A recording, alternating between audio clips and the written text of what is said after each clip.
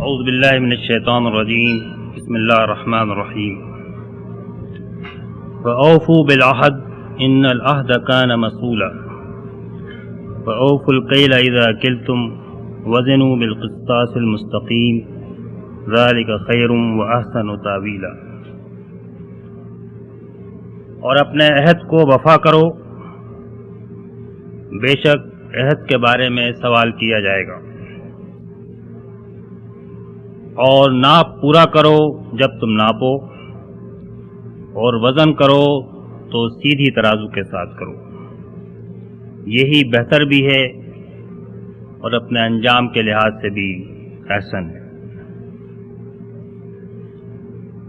یہ سورہ الاسراء کی ایک آیت کا چھوٹا سا حصہ ہے جس کو میں نے آج درس کے لیے منتخب کیا ہے۔ اس کا سیاق جو ہے وہ دراصل وہ طویل ہدایات ہیں جو انسانی کردار اور اسلامی معاشرے کی تعمیر کے لیے معراج کے وقت اللہ تعالیٰ کی طرف سے نبی کریم صلی اللہ علیہ وسلم کے سپرد کی گئیں۔ جیسا میں نے عرض کیا کہ یہ پورا حصہ تو بہت طویل ہے، اس کا یہ چھوٹا سا ٹکڑا ہی جو میں نے منتخب کیا ہے یہ خود ہی اپنی جگہ پر اتنا وزنی اور اتنا اہم اور اتنی مرکزی نوعیت کا ہے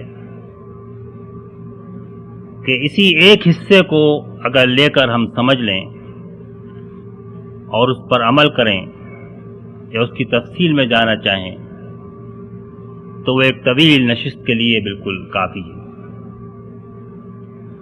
مفہوم بڑا واضح ہے، اس میں دو چیزوں کی ہدایت دی جا رہی ہے۔ ایک یہ کہ اپنے عہد کو وفا کرو، اور ہر عہد کے بارے میں تمہیں اللہ تعالیٰ کے سامنے جواب دہی کرنا پڑے گی۔ اور دوسری بات یہ ہے کہ عدل کی روش اختیار کرو، ناپو تو پورا ناپو اور تولو تو سیدھی صحیح ترازو کے ساتھ تولو۔ دین تو بہت ساری تعلیمات کا مجموعہ ہے،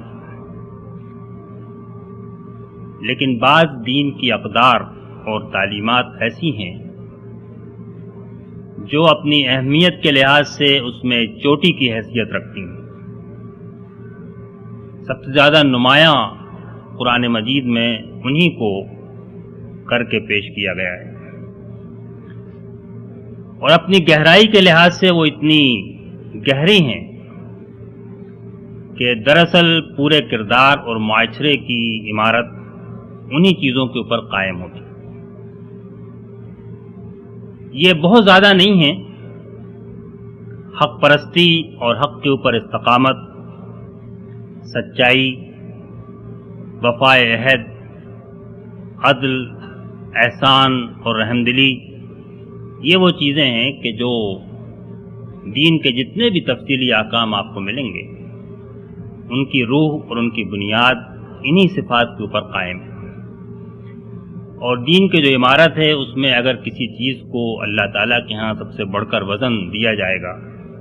تو وہ انہی چیزوں کو دیا جائے گا۔ عہد ایک ایسی چیز ہے جس پر اگر آپ غور کریں تو انسان کی پوری زندگی، خصوصاً اجتماعی زندگی، اسی عہد سے عبارت ہے۔ معاشرے کی بنیاد خاندان ہوتا ہے، خاندان ایک مرد اور عورت مل کر بناتے ہیں، اور مرد اور عورت کو جوڑنے والی چیز صرف دو بول ہوتے ہیں، ایک عہد، ایک معاہدہ، ایک اقرار ہوتا ہے۔ اس کو ہم کہتے ہی عقد اس لیے ہیں کہ عقد کے معنی بھی کسی معاہدے اور عہد کے اندر بن جانے کے ہیں، اور یہ نکاح کا عقد جو ہے جس پر کہ خاندان کی عمارت اٹھتی ہے، معاشرہ بنتا ہے، تہذیب و تمدن کی تعمیر ہوتی ہے، آئندہ نسلوں کی تعلیم و تربیت ہوتی ہے، جو دراصل انسان کی اجتماعی زندگی کی بنیادی اکائی ہے، عجیب اللہ تعالیٰ کی نشانیوں میں سے ایک نشانی ہے کہ بالکل اجنبی مرد عورت صرف زبانی قول و قرار کی بنیاد پر ملتے ہیں اور مل کر زندگی کی ساری مشقتیں اور کٹھنائیاں اٹھاتے ہیں، بچوں کی پرورش کرتے ہیں، راتوں کو جاگتے ہیں، ان کے لیے اپنا عیش آرام نیند حرام کرتے ہیں، اور یہاں تک کہ ماں باپ کے رشتے بھی اس قول و قرار کے آگے اجنبی ہو جاتے ہیں۔ جب قول و قرار میں ایک مرد و عورت بن جاتے ہیں تو وہ اپنے ماں اور باپ سے بھی زیادہ اس رشتے کے پابند ہو جاتے ہیں۔ سیاست میں آپ دیکھیں تو ریاست کی بنیاد اسی پر ہے کہ شہریوں اور ریاست اور اس کے حکمرانوں کے درمیان ایک معاہدے کی وطن سے سارے بنیادی حقوق اور ساری سیاست پیدا ہو۔ آپ معیشت دیکھیں تو کانٹریکٹس اور معاہدے اور وعدے اور وعید یہی وہ چیزیں ہیں جن پر کہ ساری معیشت جو ہے وہ قائم ہوتی ہے۔ تو اجتماعی زندگی کے کسی پہلو کو بھی آپ اٹھا کر دیکھیں تو آپ یہ دیکھیں گے کہ یہ عہد کی پابندی اور وعدے کے ایفا پر اس کا حسن اور اس کی سلامتی اور اس کا استحکام اسی پر قائم۔ اسی لیے نبی کریم صلی اللہ علیہ وسلم نے یہ ارشاد فرمایا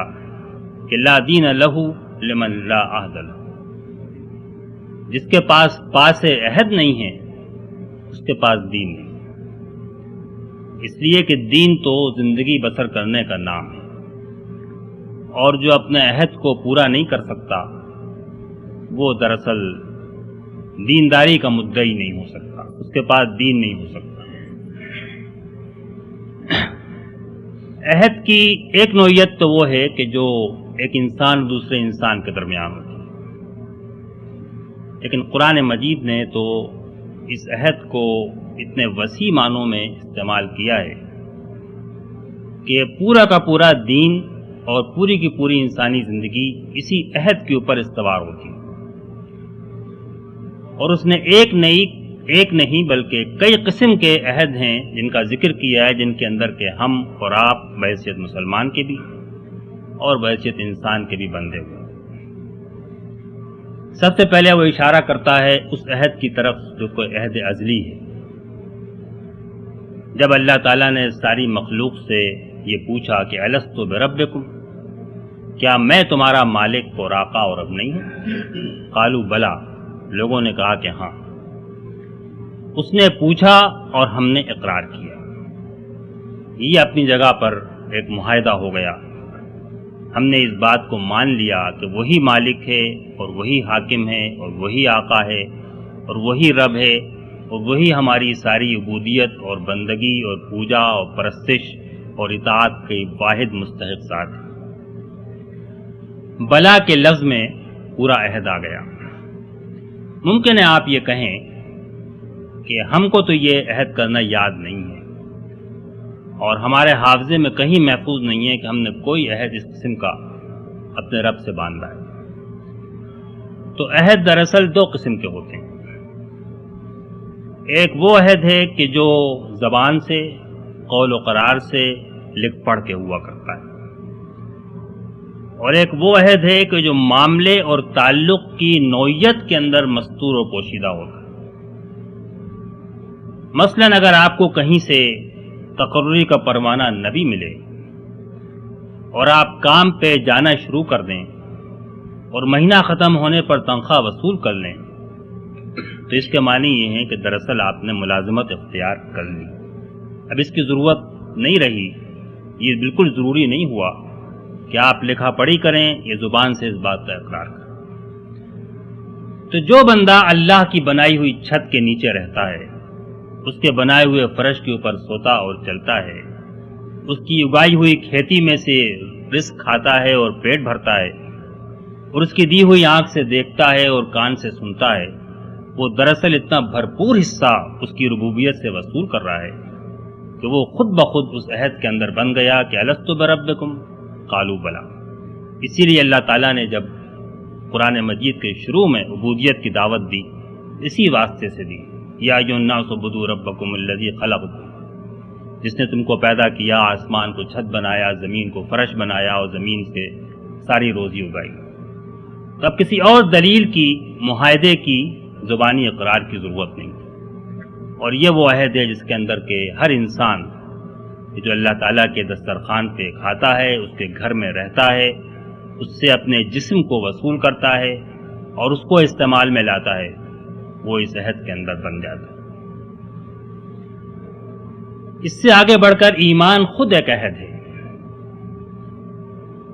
ایمان دراصل کسی مابعد الطبیع حقیقت کے اقرار کا نام نہیں ہے۔ قرآن مجید کا پورا بیان ان معنوں میں نہیں ہے کہ کسی فلسفیانہ منطقی عقیدے کو قبول کرنے کی دعوت ہے، بلکہ قرآن مجید جب ایمان کی دعوت دیتا ہے تو انتہائی شدت کے ساتھ اور گہرائی کے ساتھ وہ انسان کی پوری زندگی کو طلب کرتا ہے، پکارتا ہے، بلاتا ہے، اور اس کو لا کر ایک معاہدے کے اندر اپنے رب کے ساتھ باندھ لیتا ہے۔ ان اللہ اشتری من المؤمنین انفسهم واموالهم بان لهم الجنہ، جو ایمان لائے انہوں نے اپنا سب کچھ اللہ کے ہاتھ فروخت کر دیا، بیچ دیا، اپنی شخصیتوں کو بھی، اپنے جسم کو بھی اور اپنے مال کو بھی۔ چنانچہ قرآن مجید نے اس بات کو دوسری جگہ تو بہت کھول کے بیان کیا کہ وَاذْكُرُوا نِعْمَتَ اللَّهِ عَلَيْكُمْ وَمِيثَاقَهُ الَّذِي وَاثَقَكُم بِهِ اللَّهُ إِذْ قُلْتُمْ سَمِعْنَا وَأَطَعْنَا۔ اللہ کی ہدایت کی نعمت کو یاد کرو۔ اس کی نعمتیں تو بہت ساری ہیں، میں نے ترجمے میں ہدایت کی نعمت کا لفظ اس لیے استعمال کیا ہے کہ سیاق میں یہاں پر خاص طور پہ نعمت ہدایت کی طرف اشارہ ہے، اور اس میثاق کو، اس عہد کو یاد کرو، اس کے میثاق کو، اللہ کے میثاق، میثاقہ الذی واثقکم بہ، جس کو کہ اس نے تمہارے ساتھ پختہ کیا ہے جب تم نے اس بات کا اقرار کیا اور عہد کیا کہ سمعنا واطعنا، ہم سنیں گے اور اطاعت کریں۔ یہاں پر بھی کوئی کہہ سکتا ہے کہ ہم کو یاد نہیں کہ ہم نے اللہ تعالیٰ سے کبھی یہ کہا ہو کہ سمعنا واطعنا، لیکن اپنے دامن میں ایمان کی دولت رکھنا، اپنے پاس اللہ کی کتاب رکھنا اور اس بات کا اقرار کرنا اور اعلان کرنا کہ یہ اللہ کی کتاب ہے، یہ خود بخود اس بات کو مستلزم ہے کہ سمعنا واطعنا کا عہد ہو گیا۔ اس کی مثال آپ یوں سمجھیں جس طرح کوئی شہری کسی ملک میں رہتا ہے، مثلا پاکستان کا شہری ہے، اور وہ کہے کہ مجھے نہیں یاد کہ میں نے پیدائش سے لے کر آج تک کبھی اس بات کا اقرار کیا ہو کہ میں پاکستان کے قوانین کی پابندی کروں، کبھی اس نے لکھا نہیں، پڑھا نہیں، کہا نہیں کہ میں پاکستان کے قوانین کی پابندی کروں، لیکن اس ملک میں رہنا خود بخود اس بات کا مستلزم ہے کہ وہ قوانین کی پابندی کرے گا۔ ٹریفک کے لیے گاڑی بھی سڑک پہ نکال کر لائے گا تو انہی قوانین کے مطابق چلے گا جو قوانین کے ٹریفک کے طے ہیں، اور بغیر کسی معاہدے کے وہ اس معاہدے کے اندر بندھا ہوا ہے۔ یہاں پر وہ ربوبیت کی دلیل بھی ہے کہ کیونکہ وہ اللہ کے ملک میں رہتا ہے، اس وسیع و عظیم کائنات کا شہری ہے، اس لیے لازمی ہے کہ وہ اس کائنات کے قوانین، کائنات کے بنانے والے کے قوانین کی اطاعت کرے۔ اور ایمان اور اس بات کا اعلان و اقرار کہ اللہ تعالیٰ نے کتاب ہدایت مجھے دی ہے، اپنے رسول کو میری طرف بھیجا ہے، میں اس کو رسول بھی مانتا ہوں اور کتاب کو کتاب الہی بھی مانتا ہوں، خود بخود سمعنا واطعنا کا عہد بن جاتا ہے۔ آخر اگر کسی فرمان کے بارے میں یہ کہا جائے کہ یہ ملک السماوات والارض کا فرمان ہے، اس بات کو مان لینا خود اس بات کے منطقی نتیجے کا تقاضا کرتا ہے کہ اس کی اطاعت بھی کی جائے، اس کو سنا جائے، دل لگا کر اس کو محفوظ کیا جائے، اس کو دل سے مانا جائے اور اس کے پیچھے پیچھے آدمی چلے۔ تو ایمان بھی دراصل اس لحاظ سے ایک عہد ہے۔ اسی ایمان کا ایک عہد اور بھی ہے، اور وہ یہ ہے کہ جب اللہ تعالیٰ نے مسلمان کو اکیلا نہیں پیدا کیا بلکہ ایک امت کے اندر شامل کیا، اور اس امت کے سپرد اس نے ایک مشن اور ایک ڈیوٹی کی، وَكَذَلِكَ جَعَلْنَاكُمْ أُمَّةً وَسَطًا لِتَكُونُوا شُهَدَاءَ عَلَى النَّاسِ، ہم نے تم کو ایک امت وسط اس لیے بنایا تاکہ تم لوگوں کے اوپر گواہ بن کر کھڑو۔ تو جو آدمی اپنے آپ کو اس امت مسلمہ کے اندر شمار کرتا ہے وہ خود بخود اس مشن اور عہد کو، اس مشن کو پورا کرنے کے عہد کے اندر بن جاتا ہے۔ اسی لیے جہاں پر اللہ تعالیٰ نے اپنے اس میثاق کا ذکر کیا جو ایمان کا میثاق ہے، میثاقہ الذی واثقکم بہ اللہ، وہیں اس سے متصل اس نے یہ ذکر کیا کہ یا ایھا الذین آمنوا کونوا قوامین للہ شہداء بالقسط، اے ایمان لانے والے کھڑے ہو جاؤ اور قسط کے اوپر اللہ کے واسطے گواہ بن کر کھڑے ہو جاؤ۔ یہ دونوں آیتیں متصل سورہ مائدہ میں اس لیے بیان ہوئی کہ دونوں کا آپس میں بڑا گہرا ربط ہے۔ سمینا و اطعنا کا عہد جو ہے اس کا سب سے بڑا حصہ یہ ہے کہ اس امت مسلمہ کے سپرد اللہ تعالیٰ نے جو ذمہ داری کی ہے شہادت حق کی، اس کو ادا کرنے کے لیے انسان کھڑا ہو، اس کو پورا کرے، اس کی پابندی کرے۔ یہ تو وہ عہد ہیں جو انسان اور اس کے رب کے درمیان ہے۔ عہد کی ایک دوسری قسم وہ ہے جو انسان اور انسان کے اپنے اور اپنے نفس کے درمیان ہے۔ وہ چیزیں کہ جو انسان خود اپنے اوپر لازم کر لیتا ہے۔ یہ عہد کہ جو بندے نے ایمان کے واسطے سے اپنے رب سے باندھے، ان کی ایک حیثیت تو یہ ہے کہ یہ بندے اور رب کے درمیان ایک معاہدے اور عہد کی حیثیت رکھتا ہے۔ اس کی ایک دوسری حیثیت یہ ہے کہ انسان نے خود اپنے اوپر بھی اپنے نفس کے ساتھ بھی معاہدہ کر لیا کہ دیکھ میں تیرا مالک نہیں ہوں بلکہ تیرا مالک وہ ہے، اور اب میں اس کے ساتھ بندگی کے عہد کے اندر بن گیا ہوں، سمینا و اطعنا کے عہد میں بن گیا ہوں، شہادت حق کی ذمہ داری کو ادا کرنے کے عہد کے اندر بن گیا ہوں، اور یہ وہ عہد ہے کہ جو میں نے اپنے اوپر عائد کیا ہے۔ اس کے علاوہ بھی انسان جس چیز کا عزم کرے، جس کو کہ قرآن مجید نے جس کے لیے لفظ استعمال کیا ہے نظر کا، وَيُوفُونَ بِالنَّذْرِ، جو بھی چیز وہ اپنے اوپر عائد کریں اس کو بھی وفا کرتے ہیں کہ میں یہ کروں گا، میرا یہ ارادہ ہے، میری یہ نیت ہے، میں اس کام کو کرنا چاہتا ہوں۔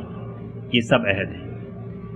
جو لوگ کہ تحریک اسلامی کی دعوت کو سمجھ کر اس کے اندر شامل ہوتے ہیں، وہ بھی اپنے اوپر ایک نظر مانتے ہیں، اس کی حیثیت بھی ایک نظر کی۔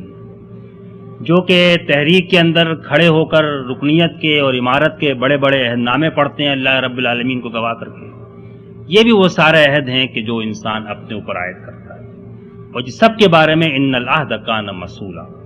ہر عہد کے بارے میں جواب دہی کرنا پڑے گی، اس کو پورا کرو، اوفو بالعہد،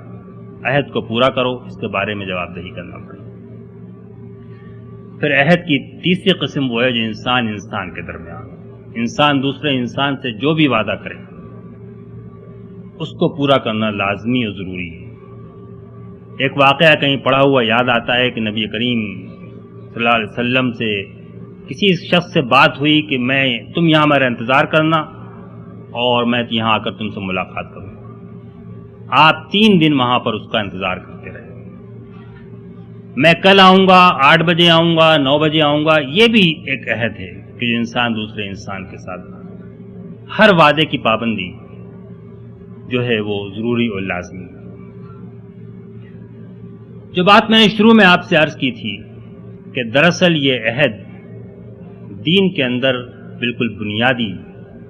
اقدار اور بنیادی احکام میں سے دین کا معاملہ یہ ہے کہ اس کے اندر جیسا میں نے عرض کیا کہ بہت ساری ہدایات اور احکام، لیکن ان سب کا ایک شجرہ نسب ہے۔ اس میں سے بعض کی حیثیت جڑ کی ہے، بعض کی حیثیت شاخوں کی ہے، بعض کی حیثیت پتیوں کی ہے، سب ایک درجے کی نہیں ہے۔ ہم فرائض اور نوافل اور سنن اور مستحبات کی تعریف تو جانتے ہیں، لیکن قرآن مجید نے بھی اپنے زور سے، بے زور بیان سے اور اپنی تاکید سے اس بات کو واضح کر دیا ہے کہ وہ کون سی چیزیں ہیں جو اللہ تعالیٰ کو سب سے زیادہ مطلوب اور محبوب ہیں، اور وہ کون سی چیزیں ہیں جو اس کو سب سے زیادہ ناپسند اور مبغوض ہیں۔ چنانچہ قرآن مجید نے بالکل شروع میں اللہ تعالیٰ نے فرمایا کہ یہ وہ کتاب ہے جس سے بہت سے ہدایت بھی پاتے ہیں اور بہت سے گمراہ بھی ہوتے ہیں۔ گمراہ کون ہوتے ہیں؟ گمراہ ہونے والے فاسق ہیں، اور فساق کی جب اس نے تعریف کی تو وہ ایسی ہے جو کہ سن کے ذہن میں رکھنے کے قابل۔ الذین ینقضون عہد اللہ من بعد میثاقہ ویقطعون ما امر اللہ بہ ان یوصل ویفسدون فی الارض اولئک هم الخاسرون۔ تو فسق کی چھوٹی موٹی تعریفیں تو ہمارے معاشرے اور ذہن کے اندر بہت عام ہیں، اور نیکی کے بھی چھوٹے موٹے پیمانے تو ہمارے ہاں بہت رائج ہیں، لیکن قرآن مجید نے بالکل شروع میں انگلی رکھی تو 3 چیزوں پر رکھی۔ وہ لوگ کہ جو اللہ کے عہد کو اس کے پختہ کرنے کے بعد توڑتے ہیں، ينقضون عہد اللہ من بعد میثاقہ ویقطعون ما امر اللہ بہ ان یوصل، جن رشتوں کو، جن تعلقات کو، جن روابط کو، جن حقوق کو اللہ تعالیٰ نے جوڑ کے رکھنے کا حکم دیا ہے، ان کو وہ کاٹتے ہیں۔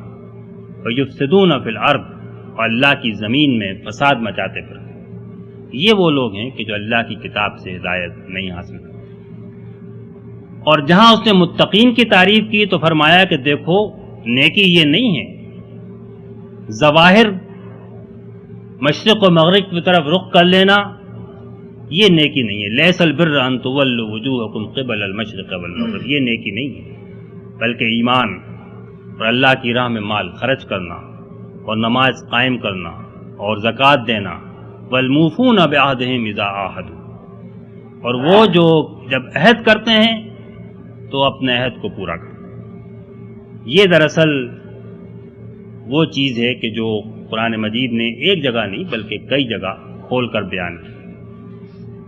بہت ساری چیزیں جو ہماری نظر میں بڑی اہم ہیں، ان کا کتاب الہی میں شاید ایک ہی دفعہ ذکر ہوا ہو یا ایک دفعہ بھی نہ ہوا ہو، اور وہ چیزیں جن کو ہم روزمرہ کی زندگی میں نظر انداز کر دیتے ہیں، ان کو قرآن مجید نے بار بار مختلف اسلوب سے، مختلف انداز سے بڑی شدت کے ساتھ ان کی تاکید فرمائی۔ خاص طور پہ اس نے یہ فرمایا ہے کہ وہ ملت اور وہ قوم جو اللہ تعالیٰ کے ساتھ وحی کی امانت کے رشتے سے ایک عہد اور معاہدے کے اندر بندھی ہوئی ہے، اس کی تو ساری خرابیوں کی جڑ جو ہے وہ نقض میثاق ہے۔ چنانچہ اس نے مسلمانوں کے سامنے قرآن مجید کے شروع ہی میں ایک ایسی قوم کی داستان پیش کی جس کا سب سے بڑا جرم جو تھا وہ بد عہدی کا جرم تھا۔ ان کو اس نے فاسق اس لیے نہیں کہا کہ وہ چھوٹی چھوٹی چیزوں پر عمل نہیں کرتے تھے، بلکہ اس لیے کہا کہ وہ اللہ تعالیٰ سے بد عہدی کے مجرم مرتکب تھے۔ فَبِمَا نَقْضِهِمْ مِيثَاقَهُمْ لَعَنَّاهُمْ وَجَعَلْنَا قُلُوبَهُمْ قَاسِيَةً، جو اپنے میثاق کو انہوں نے توڑا، اس کی جو نقض میثاق کیا، اس کی وجہ سے ہم نے ان پر لعنت فرمائی۔ لعناہم، لعنت کے معنی اپنی رحمت سے اٹھا کر دور پھینک دیا۔ وَجَعَلْنَا قُلُوبَهُمْ قَاسِيَةً، ان کے دلوں کو ہم نے سخت کر دیا۔ اگر آج آپ کو اپنی امت کی یہ حالت نظر آئے کہ سینکڑوں قرآن مجید کے درس ہوتے ہیں،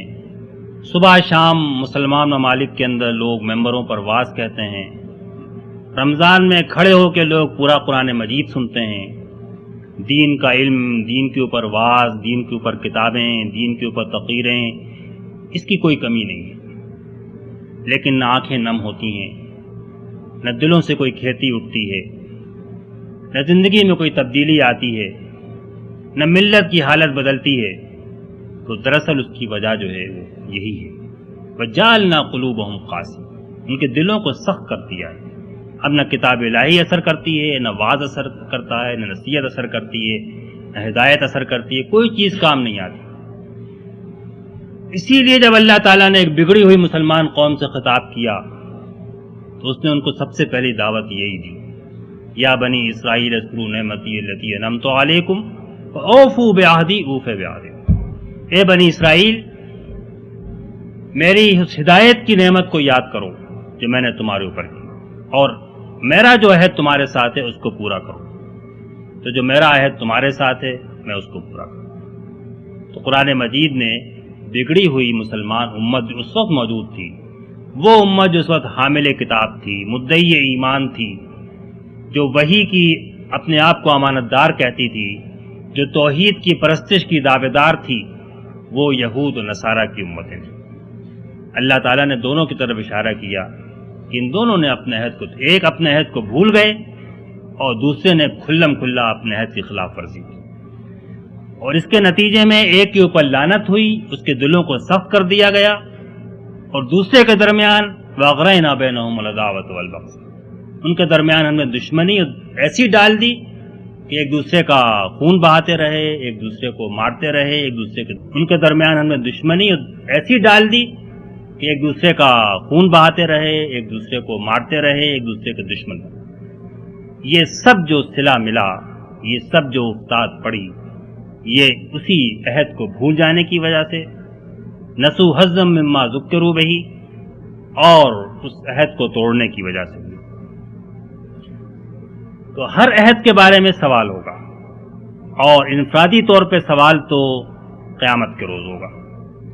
اس لیے کہ قیامت کے روز کوئی قوم بحیثیت قوم کے، کوئی جماعت بحیثیت جماعت کے، کوئی گروہ بحیثیت گروہ کے، کوئی امت بحیثیت امت کے اللہ تعالیٰ کے سامنے کھڑی رہی۔ کسی کو بحیثیت قوم کے اللہ تعالیٰ مجرم قرار نہیں دے گا اور جہنم میں نہیں ڈالے گا۔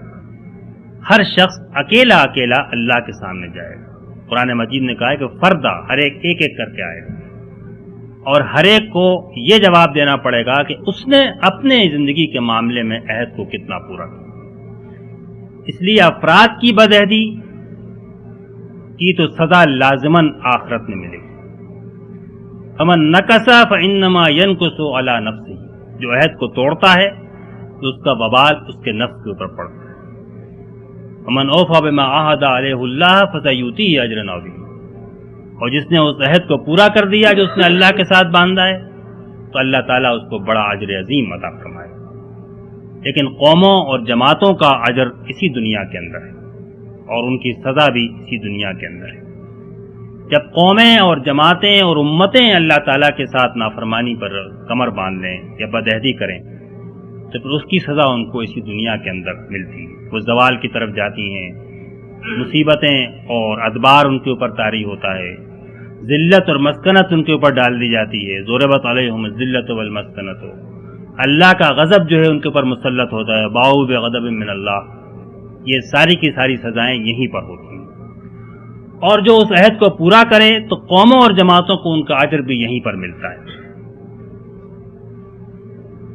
جو ایمان و تقوی کی روش اختیار کریں لفتحنا علیہم برکات من السماء والارض،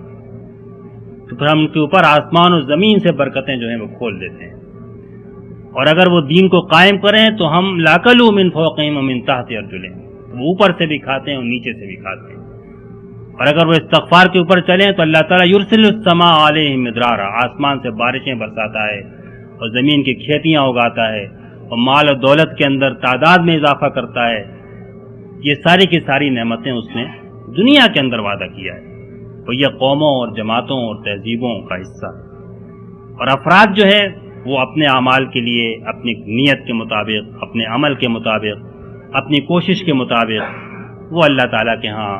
اجر یا سزا آخرت میں پائیں گے۔ تو دراصل یہ اللہ تعالیٰ نے بہت واضح کر کے بیان فرما دیا۔ اس لحاظ سے آپ دیکھیں تو ایک طرف تو بحیثیت فرد کے ہم کو غور کرنے کی ضرورت ہے کہ وہ عہد، بڑے بڑے عہد، عہد عبدیت الست بربکم، اور عہد ایمان اذ قلتم سمعنا واطعنا، اور وہ عہد کے جو ہم نے اقامت دین اور شہادت حق کے مقصد کے ساتھ متعلق ہو کے خاص طور پہ اپنے اوپر عائد کر لیا،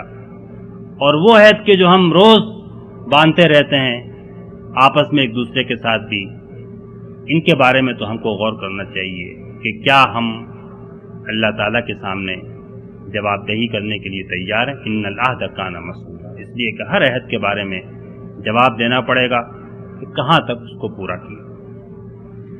نظر کا بھی ایک بڑا عجیب پہلو ہے جو نگاہوں کے سامنے رہنا چاہیے۔ اللہ تعالیٰ نے سورہ توبہ میں ایک ایسے شخص کا ذکر کیا ہے جس نے کہا کہ اگر اللہ تعالیٰ مجھ کو فارغ البالی عطا فرمائے گا، دولت دے، خوشحالی دے، تو میں ضرور اس کی راہ میں خرچ کروں گا۔ پھر جب اللہ تعالیٰ نے اس کو فارغ البالی عطا فرمائی، دولت دی، تو وہ اپنے عہد کو بھول گیا۔ اس کے بعد اس پر ایسی لعنت ہوئی کہ جو صدقہ اس نے دیا وہ قبول نہیں کیا گیا، عہد رسالت میں نہ خلافت راشدہ کے دور میں۔ اس لیے کہ جب اللہ تعالیٰ کے رسول صلی اللہ علیہ وسلم نے اپنے پیغمبر اس کے پاس بھیجے، پیغمبر کہ بھائی تم نے وعدہ کیا تھا تمہارے پر زکوٰۃ عائد ہوتی ہے، تو اس نے کہا اس کو ٹالتا گیا۔ اس لحاظ سے آپ دیکھیں تو کتنی چیزیں ہیں جن کا ہم عہد کرتے ہیں کہ اللہ تعالیٰ یہ کر دے تو پھر ہمارے فرصت دے تو ہم کام کریں گے، مال دے تو ہم خرچ کریں گے، کچھ فراغت دے تو پھر ہم اس کی راہ میں آگے بڑھیں گے، اور ان میں سے کتنے ہیں کہ جو ہم پورا کرتے ہیں، اور پورا نہ کرنے کا کتنا سخت وبال ہے جس کی طرف کہ اللہ تعالیٰ نے سورہ توبہ میں اشارہ کیا ہے، دوسری جگہ بھی اشارہ کیا ہے۔ تو یہ دراصل عہد کا معاملہ ہے کہ جو بہت صاف اور واضح ہے،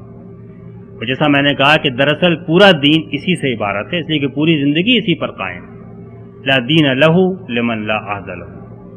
جس کے پاس کہ عہد کا پاس نہیں ہے اس کے پاس پھر کوئی دین باقی نہیں رہتا۔ تو اس لحاظ سے بحیثیت فرد کے خود ذاتی طور پہ ملت اور قوم کے لیے اور ہر جگہ یہ بالکل وہ بنیادی بات ہے جس کے اندر کہ ہر شخص بندہ ہوا ہے، جس کا پورا کرنے کی فکر ہونی چاہیے۔ دوسری بات جو فرمائی وہ عدل کی فرمائی۔ عدل کے لیے قرآن مجید نے صاف صاف بھی تاکید کی ہے، اور اس نے یہ اسلوب بھی اختیار کیا ہے کہ ناپو تو پورا ناپو اور تولو تو پورا تولو۔ یہ نہ کرو کہ لو تو زیادہ لینا چاہو اور دو تو کم دینا چاہو، اس لیے کہ اللہ تعالیٰ نے آسمان اور زمین کو سب کو ایک میزان پر قائم کیا ہے۔ سورہ رحمان میں جہاں اللہ تعالیٰ نے قرآن مجید کے نزول کا ذکر فرمایا علم القرآن، وہاں یہ بھی فرمایا کہ ہم نے آسمان اور زمین کو میزان پر، اللہ تطغوا فی المیزان، دیکھو اس میزان کے اندر کوئی زیادتی مت کرنا، اس میں حد سے مت گزرنا، ولا تخسروا المیزان، نہ اس میں کمی کرنا۔ اور یہ فرمایا کہ ہم نے سارے انبیاء کو بھیجا کتاب کے ساتھ، لقد ارسلنا رسلنا بالبینات وانزلنا معهم الکتاب والمیزان، ہم نے سارے رسول جو ہیں ان کو کھلی نشانیاں دے کر بھیجا، ان کے ساتھ کتاب اتاری اور میزان اتاری، لیقوم الناس بالقسط، تاکہ اللہ کے بندے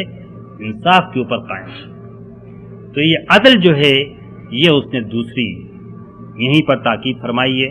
اور جیسا میں نے کہا کہ پابندی عہد اور عدل یہ دین کی وہ بنیادیں ہیں کہ جن کے اوپر ساری شریعت اور ساری دینی زندگی کی عمارت کھڑی ہوتی ہے۔ اور یہ عدل اتنا اہم ہے کہ فرمایا گیا کہ زبان سے کوئی لفظ بھی نکلے تو وہ عدل کے خلاف نہیں ہونا چاہیے۔ اذا قلتم فاعدلوا، بات بھی کہو تو عدل کے ساتھ کہو۔ دوسروں کے بارے میں ریمارک پاس کرنا، دوسروں کا اچھا یا برا کہنا، دوسروں کے بارے میں اپنے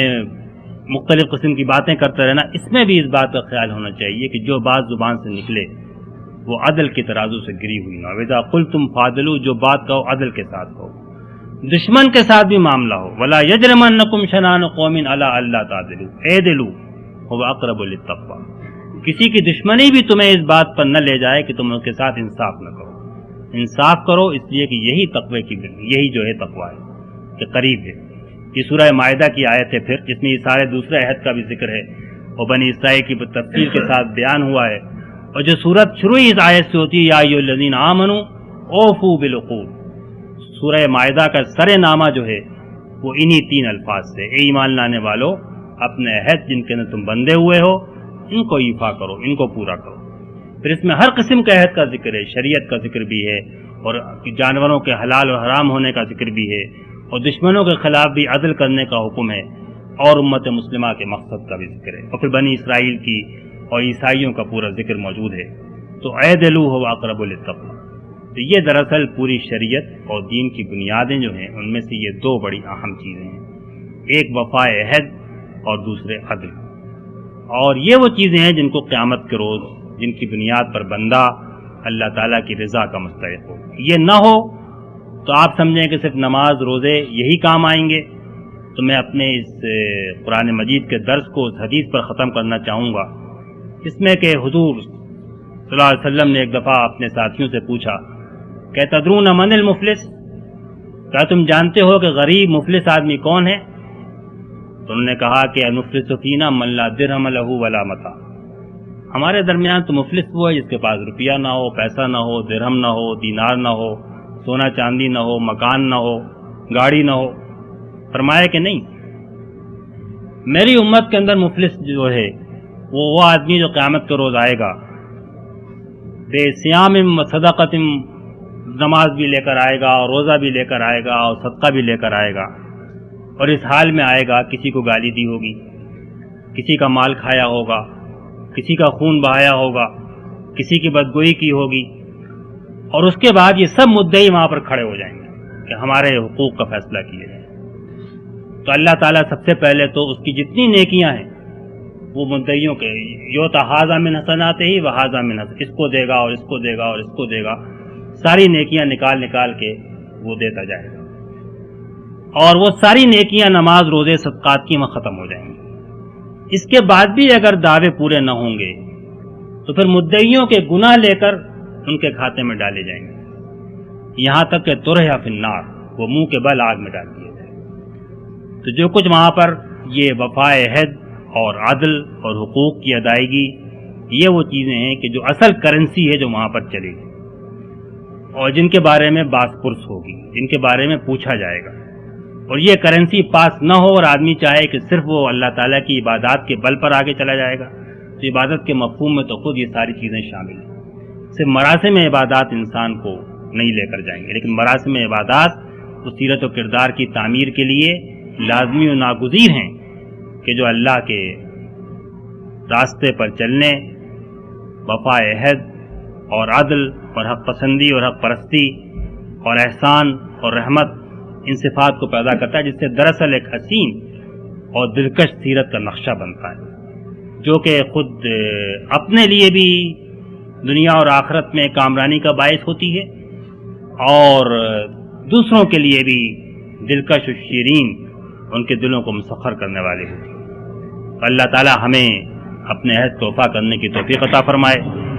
اور عدل کے اوپر بھی قائم رہنے اور چلنے کی توفیق عطا فرمائے۔ وآخر دعوانا الحمدللہ رب العالمین۔